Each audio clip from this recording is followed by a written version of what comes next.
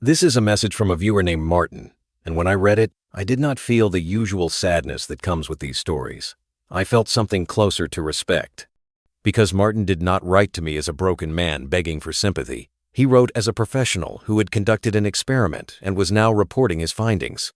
Martin Caldwell spent 23 years building security systems for banks and financial institutions. His entire career was built on one principle: trust nothing, verify everything, assume every system has vulnerabilities waiting to be exploited. This professional paranoia cost him his marriage.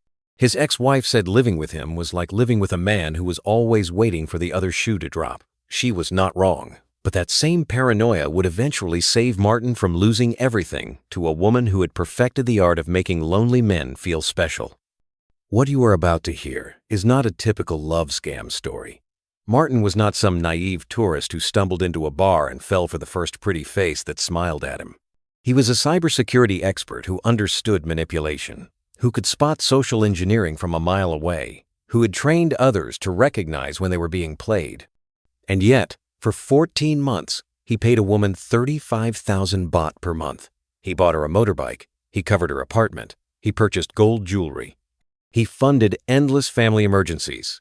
He spent approximately $47,000 on a relationship he wanted desperately to believe was real. The difference between Martin and most victims? When the doubts became too loud to ignore, he did not bury them. He did not convince himself he was being paranoid. Instead, he did what he had done his entire career. He ran a test. He told his girlfriend he had lost everything. And then he watched what happened next. What you are about to hear might make you uncomfortable. It might make you question your own relationships. It might make you wonder what would happen if you ran the same test on the person who claims to love you. While you are watching, let me know where you are tuning in from. I always check the comments. And if you have ever wondered whether your Thai girlfriend loves you or your wallet, pay very close attention to what Martin discovered. If you've been enjoying the stories I tell, please consider hitting the subscribe button. Your support is crucial for the growth of this channel and helps me dedicate time to making these videos despite my commitment to a full-time job. Thank you for being here. My name is Martin Caldwell, and I need to tell you about the most expensive lesson I ever learned. Not because I want sympathy, not because I am looking for someone to tell me I was a victim. I am telling you this because I am a cybersecurity professional, and when a system fails, you document the breach. You analyze what went wrong. You share the findings so others can protect themselves. I was 54 years old when I arrived in Thailand. I had spent 23 years building security systems for financial institutions in the United States, banks, investment firms, insurance companies. My job was to find vulnerabilities before the criminals did, to think like an attacker, to assume that every system, no matter how secure it appeared, had weaknesses waiting to be exploited. This mindset served me well professionally. It made me valuable. It made me wealthy enough. It also destroyed my marriage. My ex-wife, Sandra, filed for divorce in 2014 after 19 years together. I still remember what she said during one of our final arguments. She said living with me was like living with a man who could never relax, never trust, never simply enjoy something without looking for the hidden trap. She said I treated our relationship like a security audit, always probing for weaknesses, always waiting for her to betray me. She was not entirely wrong, but she was not entirely right either. I did not distrust her specifically. I distrusted everything. That is simply how my brain worked. Every email could be phishing. Every phone call could be a scam. Every person who seemed too friendly probably wanted something. After the divorce, I threw myself into work. I took contract after contract, traveling constantly, never staying anywhere long enough to form attachments. I told myself I preferred it this way. No vulnerabilities, no attack surface. No one could hurt me if I never let anyone close enough to try. By 2022, I was 54 years old, technically semi-retired, and utterly alone. I chose Thailand for practical reasons, not romantic ones. The time zone worked well for my consulting clients in Australia. The cost of living meant I could work part-time and still live comfortably. The warm weather helped the chronic shoulder pain I had developed from too many years hunched over keyboards. I told myself I was too smart to fall for the obvious traps. I had read about the bar girls and the romance scams. I knew the statistics. I understood the psychology. What I did not understand was my own vulnerability. My financial situation was comfortable but not extravagant. I had approximately $340,000 in retirement accounts. I owned a condo in San Diego that I rented out for $2,800 monthly. My contract work brought in roughly $4,000 per month for part-time consulting. By American coastal city standards, I was solidly middle class. By Thai standards, particularly in the eyes of women who worked in Pattaya's entertainment industry, I appeared wealthy. I arrived in Pattaya in January of 2022. I rented a modest apartment near Jomtien Beach, away from the main tourist chaos. I set up my workspace, established my routine, and told myself I would keep to myself. I would work. I would study Thai. I would enjoy the weather and the food and the anonymity of being a foreigner in a land where no one knew my history. For 3 months, I succeeded. I avoided the beer bars and the nightlife. I cooked my own meals. I exercised. I video called with my sister back in California. I was, by all measures, exactly as isolated and protected as I intended to be. And then loneliness did what loneliness always does. It found the crack in my defenses. It exploited the vulnerability I had refused to acknowledge. It happened on a Thursday evening in April. I had been working on a particularly frustrating security audit for a client in Melbourne. The project was behind schedule. The client was difficult. I had spent 11 hours staring at code, and when I finally closed my laptop, I felt something I had not felt in years. I felt desperately, achingly alone. I did not plan to go to a beer bar. I simply started walking. I told myself I would find a restaurant, have a meal, practice my beginner Thai with a server. But my feet carried me toward Walking Street, toward the neon lights and the thumping music and the promise of human connection that I had been denying myself. I stopped at a small beer bar on a side street, away from the main tourist chaos. It was quieter here. A few girls sat on stools, chatting among themselves, not aggressively pursuing customers like at some of the larger establishments. I sat down, ordered a Chang beer, and tried to look like a man who was simply thirsty. That was when I met Benz. Her real name was Nanafat Sumchai, but everyone called her Benz. She was 29 years old, petite, with long black hair and a smile that seemed almost shy. She was not the most beautiful woman in the bar. She was not wearing revealing clothing or heavy makeup. She looked, if anything, slightly out of place, like a normal person who had wandered into the wrong establishment. That was the point, of course. I did not understand that then. Benz did not approach me immediately. She let me sit with my beer for nearly 20 minutes before she wandered over, pretending to need something from behind the bar near where I sat. She glanced at me, offered a small smile, and said something in Thai that I did not understand. "Sorry," I said. "My Thai is very bad." "No problem," she replied, in accented but clear English. "I say the weather is nice tonight, not too hot." It was a nothing conversation. Weather, the kind of small talk you make with strangers anywhere in the world. But she did not push. She did not ask to sit with me. She did not immediately try to get me to buy her a drink. She simply talked to me like a normal person, then drifted back to her friends. I went back the next night, and the next. Each time, Benz would chat with me for a while, ask about my day, seem genuinely curious about my work. When I tried to explain cybersecurity to her, she listened with furrowed concentration, even though she clearly did not understand most of it. She asked questions. She laughed at my jokes. She remembered details from our previous conversations.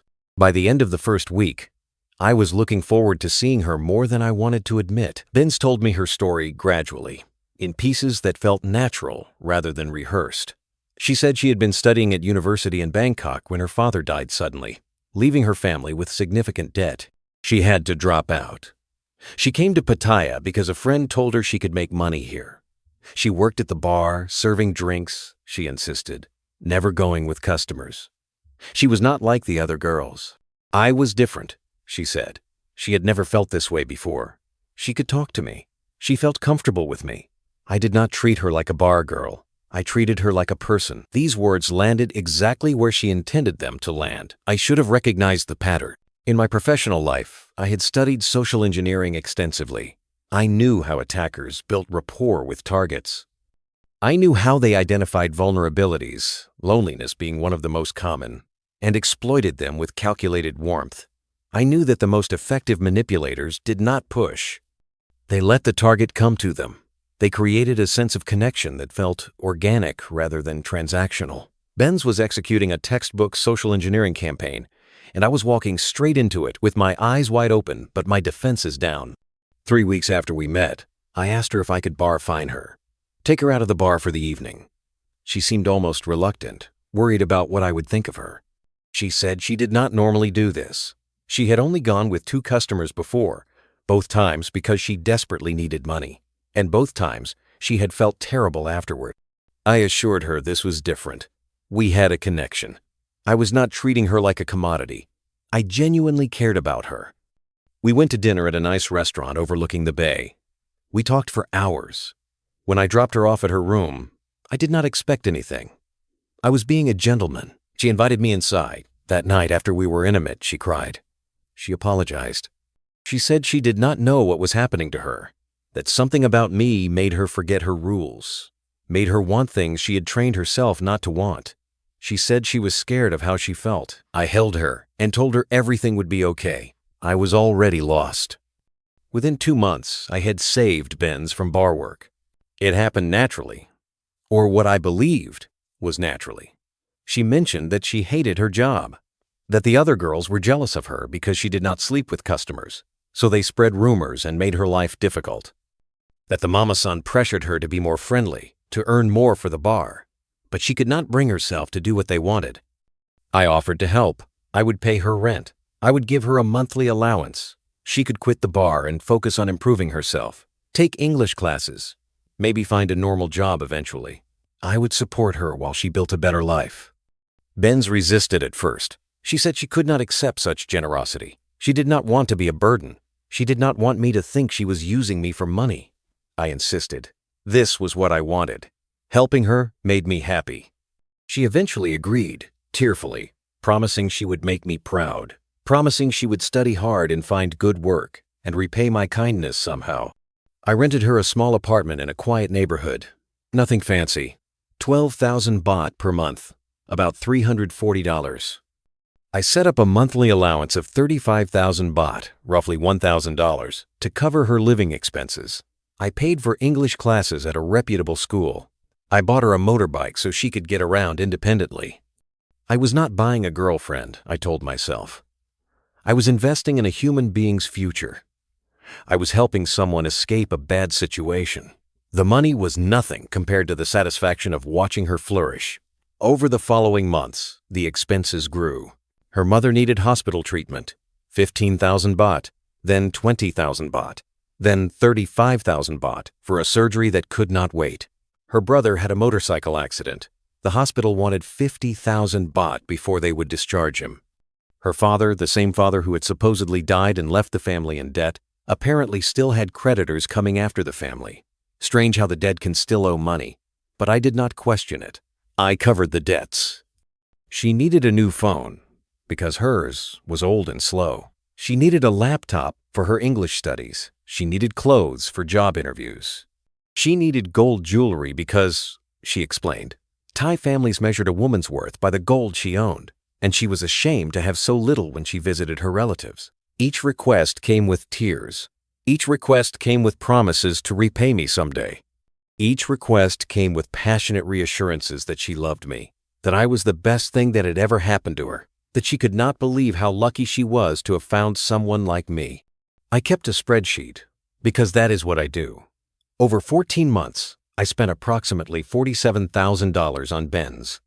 This included 490,000 baht in monthly support, 180,000 baht in rent and utilities, 65,000 baht for the motorbike, 120,000 baht in gold jewelry, 380,000 baht in family emergencies, and another $11,850 in miscellaneous expenses, including the English course, phones, laptops, and clothing.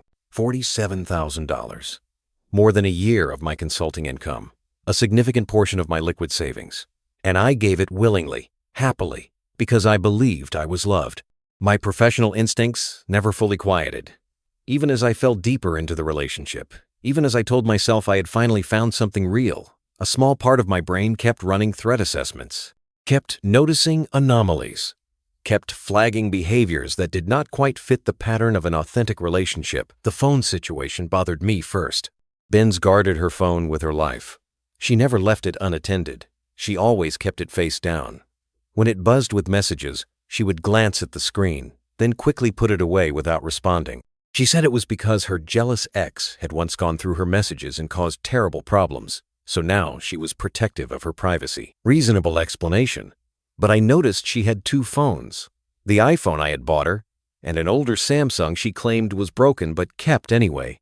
That broken phone seemed to receive notifications with suspicious frequency. Her schedule did not always add up. She said she attended English class 4 days a week, from 10 in the morning until 2 in the afternoon. I verified the class was real.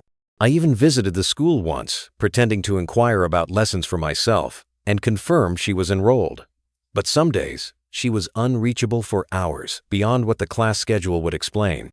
When I asked, she said she was visiting her mother, or studying at the library, or meeting friends from class. I had no reason to disbelieve her, but the gaps nagged at me. The money math never quite worked.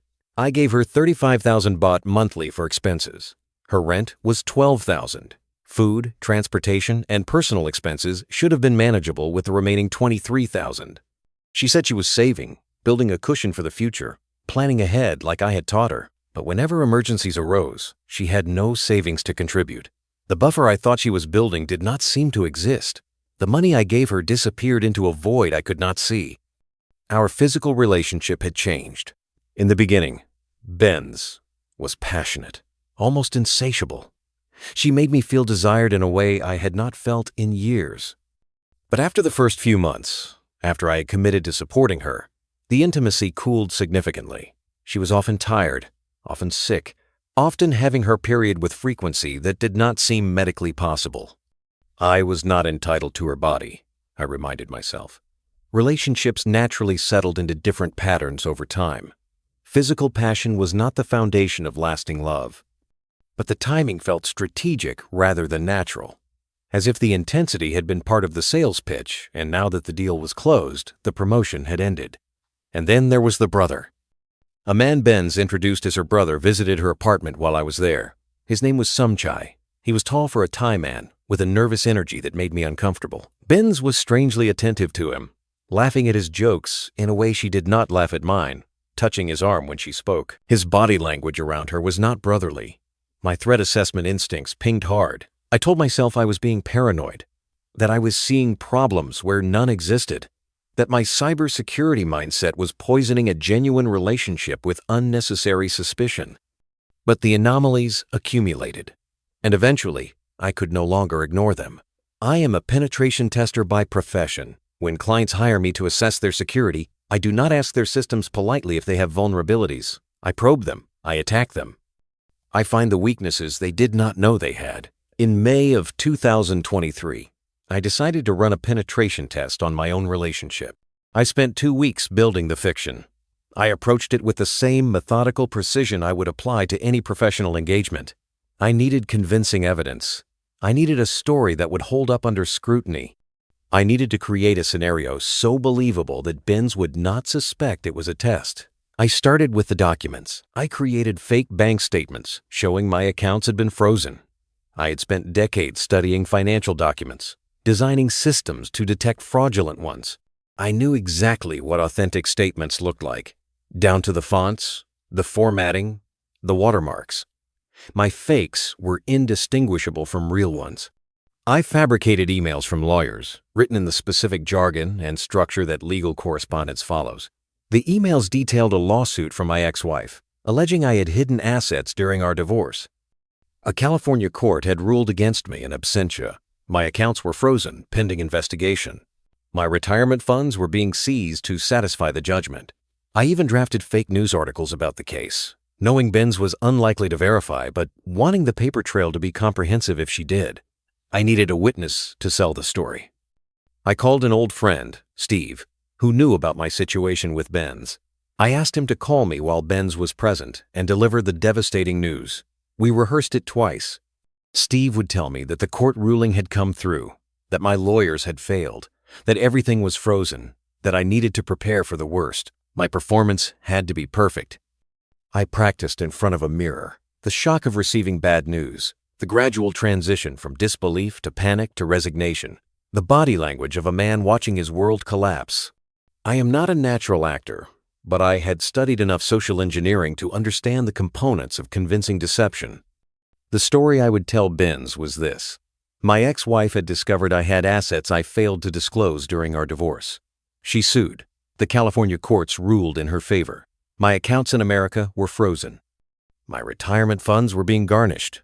My consulting clients had dropped me when they learned about the legal issues, not wanting to be associated with potential fraud. I was, effectively, broke. I could not pay next month's rent. I could not continue her allowance. I did not know what I was going to do. I was not asking her for money. I was not asking her for help. I was simply presenting myself as a broken man, with nothing left to offer, and I was watching to see what she would do. If she stayed, if she comforted me and told me we would figure it out together, then I would know her feelings were genuine. I would confess the test. I would apologize. I would spend the rest of our relationship making it up to her. If she left, if she disappeared the moment I was no longer useful, then I would have my answer. I executed the test on a Wednesday evening in late May. Benz came over to my apartment around 6 o'clock, as she usually did. We had dinner plans. She seemed in good spirits, chattering about her English class and a funny thing one of her classmates had said. Normal, comfortable, the routine of a couple who had been together for over a year. At 7:15, my phone rang. Steve, right on schedule. I answered with a casual hello, then let my face transform as Steve delivered his performance. I said, "What?" several times. I said, "That can't be right."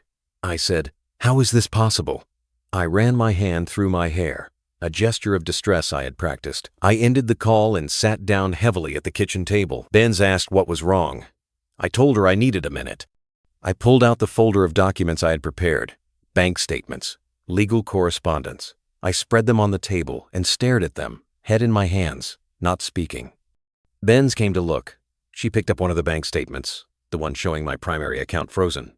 She asked me to explain. I did, in a halting voice. My ex-wife, the lawsuit, the judgment, everything frozen. How much? She asked. Everything, I said. My retirement, my savings, my checking account. They took everything. And my clients, when they heard about the legal problems, they canceled my contracts. No one wants to work with someone who might be a criminal. But you are not criminal, Ben said. You did nothing wrong. It doesn't matter. She convinced the judge. I couldn't even be there to defend myself. By the time I found out, it was too late. I looked at her with what I hoped was convincing despair. I can't pay next month's rent, Benz. I can't continue your allowance. I don't know what I'm going to do. I have maybe 2 months of expenses left. And then I trailed off, shaking my head. Benz was quiet for a moment. Then she sat beside me, took my hand, and said exactly what I hoped she would say. Money not important, she said. I love you, not money. We figure out together. Maybe I get job. Maybe we move to smaller apartment. We will be okay. She held me while I pretended to cry. She stroked my hair and whispered reassurances in a mix of Thai and English. She told me she would never leave me, that she was not that kind of woman, that she loved me for who I was. I almost ended the test, right there. But I had designed this experiment to run for at least a week. I needed to observe behavior over time, not just immediate reactions. Immediate reactions could be performed. Sustained behavior over days would reveal the truth. Hour 1 was comforting. Ben's was everything I hoped she would be. Hour 3, she said she needed to go out and buy ingredients for dinner. She wanted to cook for me, to take care of me during this difficult time. She took both phones. Hour 5, she returned with plastic bags from 7-Eleven. Instant noodles, packaged sandwiches, ready-made curry, not the home-cooked meal she had promised. She said the market was closed, which was not true. The market I knew she frequented was open until 10.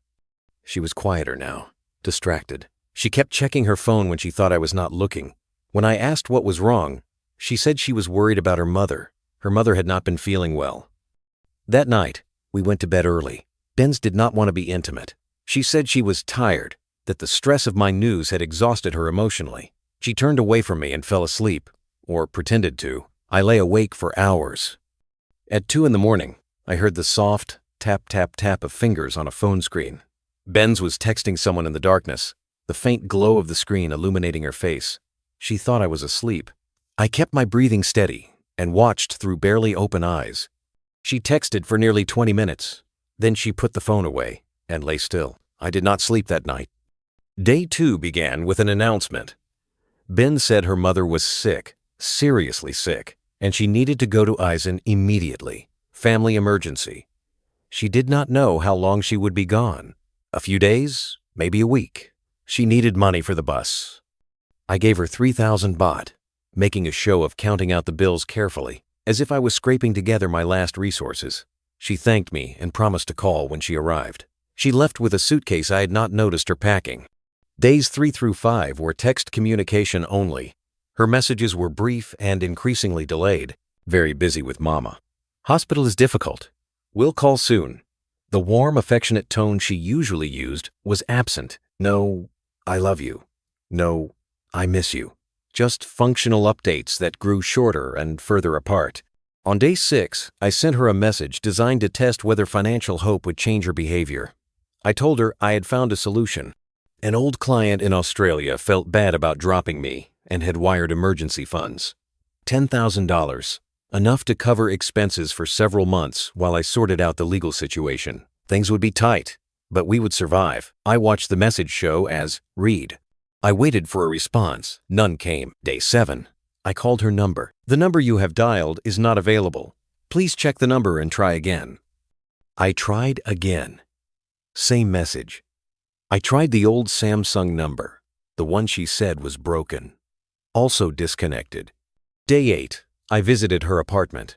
The landlord, a middle-aged Thai woman who had always been pleasant with me, looked uncomfortable when she saw me. She moved out, the landlord said. 2 days ago. Take everything. Did she leave a forwarding address? A phone number? The landlord shook her head. A man help her. Thai man. They load everything in pickup truck and go. What did the man look like? The landlord described him. Tall for a Thai. Nervous energy. The brother. I did not feel triumphant. I had designed this test hoping to fail it. Hoping Benz would prove my paranoid instincts wrong. Hoping I could apologize for doubting her and spend the rest of our relationship grateful for her loyalty. Instead, the system had performed exactly as my threat assessment predicted. But the test was only phase 1. Phase 2 was the investigation. I had skills. I had tools. I had 2 decades of experience finding information that people wanted to hide. I spent the next 3 weeks piecing together the reality of who Benz actually was. I started with her Line account. Not the one she had used to communicate with me, but her real account. The one linked to the Samsung phone she claimed was broken. Using techniques I will not detail here, I was able to access enough information to see her activity. She had active conversations with at least 2 other Western men. One appeared to be German, based on the language of his messages. The other was American, from somewhere in the Midwest, judging by details I could glean. Both men were sending her monthly support. Both believed they were in exclusive long-distance relationships with her. I was not her boyfriend. I was one of her portfolios. I traced her actual address in Eisen, not the impoverished village she had described, with a sick mother in a crumbling house. It was a surprisingly nice home in a middle-class neighborhood, new construction, good cars parked outside. The poverty she had used to extract money from me appeared to be fiction. I found her social media presence, the one she hid from me. Photos of her with Thai men, including the brother, who appeared in multiple romantic contexts. Recent photos, from the time we were supposedly in an exclusive relationship. And within 2 weeks of our relationship ending, I found evidence she was back at the bar scene in Pattaya, working, smiling, looking for her next target. I considered exposing her. I drafted messages to her other sponsors, the German man and the American, warning them about what she was. I sat with my finger over the send button for a long time. Then I deleted the messages. What would it accomplish? They would not believe me. They would think I was a jealous ex making up stories. Or they would believe me, and they would be devastated. And Benz would simply find new targets. And the cycle would continue. I would have spread damage without preventing any. Some systems cannot be fixed from the outside. The vulnerabilities are too fundamental. The only protection is not to engage with the system at all. In my professional life, when a security breach occurs, we document it. We analyze what went wrong. We identify the vulnerabilities that were exploited and the failures that allowed the breach to succeed. We compile our findings into an incident report so that others can learn from the failure. I wrote myself an incident report for my relationship with Benz. Vulnerability exploited, loneliness, and the desire to be seen as a savior rather than a customer. I wanted to believe I was different from the other men who came to Thailand for female companionship. I wanted to believe I was helping a good woman escape a bad situation, not purchasing a girlfriend experience. This self-deception made me susceptible to manipulation that targeted my ego rather than just my libido. Attack vector. Feigned authenticity and strategic vulnerability designed to bypass skepticism. Benz did not present herself as a typical bar girl. She presented herself as a reluctant participant, a good woman in bad circumstances, someone who saw me as special and different. This presentation was specifically designed to disarm the defenses of men who considered themselves too smart for obvious scams. Security failures. I ignored multiple warning indicators due to emotional compromise. The 2 phones, the schedule gaps, the money math that never added up. The physical intimacy that decreased after financial commitment was established. The brother whose body language was wrong. Each of these should have triggered deeper investigation. Instead, I rationalized them away because I wanted the relationship to be real. I failed to verify claimed circumstances. I never visited her family. I never saw a hospital bill. I never met her friends from English class. I never independently confirmed any of the emergencies that required my money. I took her word for everything because questioning her felt like betraying her. I allowed the target to control information flow. 2 phones, guarded communications, unexplained absences. She managed what I saw and knew about her life, feeding me a curated version while hiding the reality. I accepted this because she framed it as privacy and past trauma rather than deception. I invested resources without adequate authentication of relationship legitimacy. $47,000, 14 months, based entirely on her word. No verification, no due diligence. No security review. I would never approve a business transaction with this level of blind trust, yet I operated exactly this way in my personal life. The actual vulnerability. I wanted to be fooled. That was the root cause of the breach. Not her skill, though she was skilled. Not my loneliness, though I was lonely. The actual vulnerability was that I needed the relationship to be real more than I needed to know the truth. I constructed my own blind spots. I built my own back doors. She simply exploited the vulnerabilities I had created for her. I am still in Thailand. I did not leave after Benz. This surprised me. I moved from Pattaya to Chiang Mai. Different atmosphere. More digital nomads and retirees who came for the culture and the mountains, not primarily for the nightlife. I keep to myself, mostly. I work my contracts. I study Thai more seriously now, wanting to understand the country I have chosen to live in rather than remaining a perpetual outsider. I have made a few genuine friendships. Other expats who have been through similar experiences. Men who understand without judgment because they have their own stories of expensive lessons learned. I have not dated anyone in the 18 months since Benz.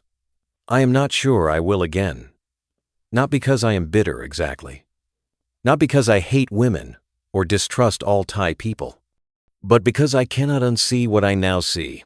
Every interaction with a Thai woman who shows interest, I am running threat assessment, looking for the angle, waiting for the ask, calculating the probability that this is another professional working her craft. It is exhausting. It is probably unfair to the genuine people I might meet, but I cannot turn it off. That is the permanent damage from this experience. Not the money. The money I can earn back, but the ability to trust without suspicion, to accept warmth without waiting for the invoice. That may be gone forever. I tell my story in expat forums sometimes. When someone posts about their wonderful new girlfriend who is not like the others, who genuinely loves them, who sees them as more than a walking ATM, the responses are predictable. Some thank me for the warning. Others say I am projecting my bad experience onto all Thai women. A few accuse me of being racist for assuming the worst. I do not argue. Everyone has to learn their own lessons. But I always suggest they run the test. Tell her you lost everything. Watch what happens. So far, no one has reported back with a happy ending.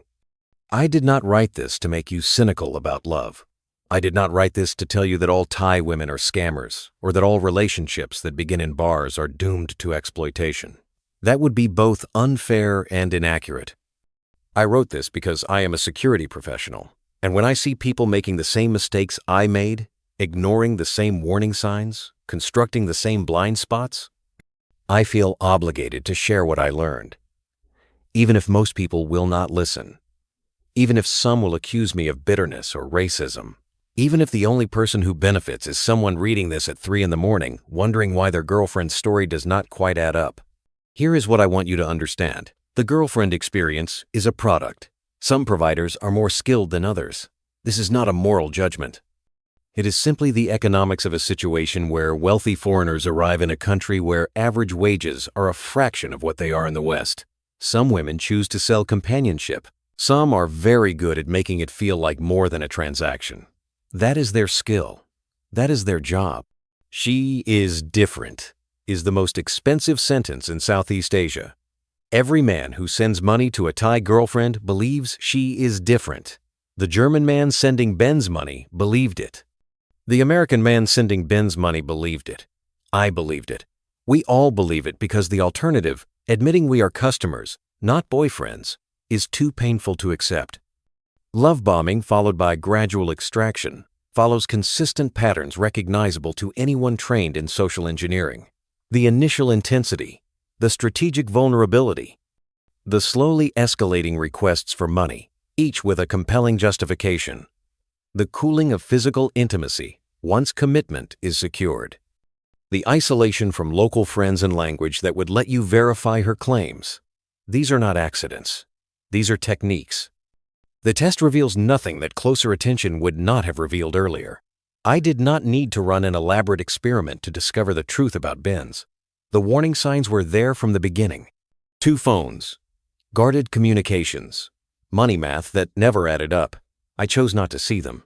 The test simply forced me to confront what I had been avoiding. And most importantly, the actual vulnerability is wanting to be fooled. Ben's did not break into my life. I opened the door and invited her in. I constructed the blind spots. I built the back doors. I needed the relationship to be real, more than I needed to verify that it was real. She simply walked through the openings I created. If you are in a relationship that fits this pattern, if you recognize the warning signs in your own situation, I am not telling you to leave. I am not telling you your girlfriend is definitely a scammer. I am telling you to verify before you trust. Run the test. Tell her you have lost everything. See what happens. And if you cannot bring yourself to run the test, if the thought of discovering the truth is more frightening than the possibility of being deceived, ask yourself why. What are you afraid of finding out? My name is Martin Caldwell. I am a cybersecurity professional who spent $47,000 learning that professional paranoia should have been applied to my personal life as well as my professional one. I ran a test designed to fail, hoping the woman I loved would prove me wrong. She proved me right. Do not be me. Do not let loneliness build vulnerabilities that professionals can exploit. Do not ignore the warning signs because the alternative is too painful to consider. And if you have been through something similar, if you are reading this at 3 a.m. wondering if your own relationship would survive the same test, know that you are not alone. Know that being fooled does not make you stupid. It makes you human. But staying fooled, when the evidence is there, when the patterns are clear, when you know in your gut that something is wrong, that is a choice. Make a different one. If this story resonated with you, if it made you think about your own situation or helped you see warning signs you have been ignoring, please consider subscribing to this channel.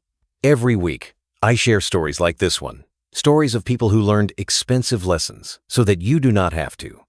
The comments are open. I read every one. If you have your own story, if you have questions, if you ran the test yourself and want to share what happened, I want to hear from you. Stay safe, trust but verify, and never forget that the most dangerous vulnerabilities are the ones we create ourselves.